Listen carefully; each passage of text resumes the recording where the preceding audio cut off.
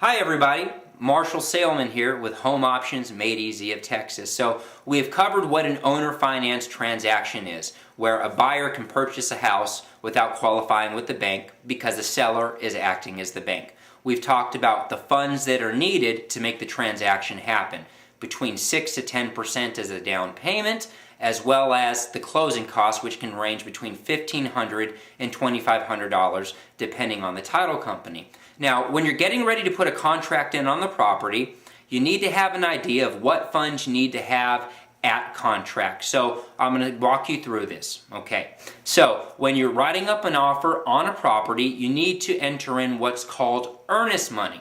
Earnest money is a deposit that is used to take the property off of the market and essentially begin the process of the owner finance transaction. Now, earnest money amounts vary.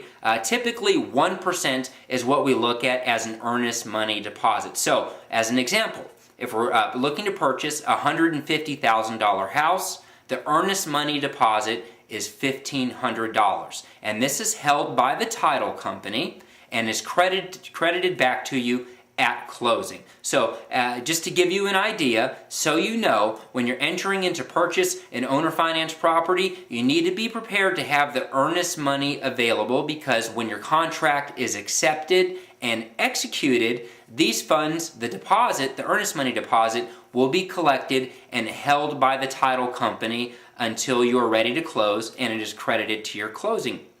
Now, also another fee that is associated with a transaction is the option fee. Now, the option fee typically is around $100, and again, this is credited back to you at closing as well. But the option fee is purchasing a period of time for a buyer to get a property inspected, to have their discovery period, to do their due diligence, to ensure that this is a property that they want to move forward with. Typically, with option periods, we look at 7 to 10 days, which is negotiated with the seller, but that's ideally the time frame that we're looking at. Now, during the option period, you're going to want to have the home inspected. Now, an inspection will also vary.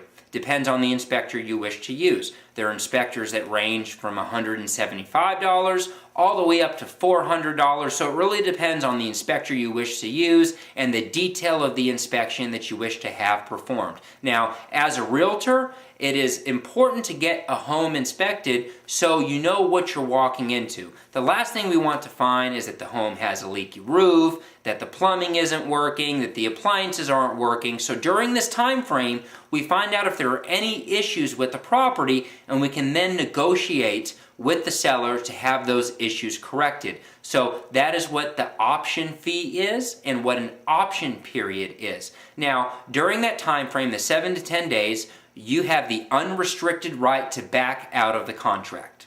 Now, after the 7 to 10 days, should you decide to back out of the contract for any reason, you would lose the earnest money deposit, which was typically 1% of the purchase price. So it's very important to understand, while you're in your initial option period, you're making the determination whether you want to move forward with the contract or not, because this is your opportunity to back out of the contract, and also find out specifically what issues may be involved with the property itself.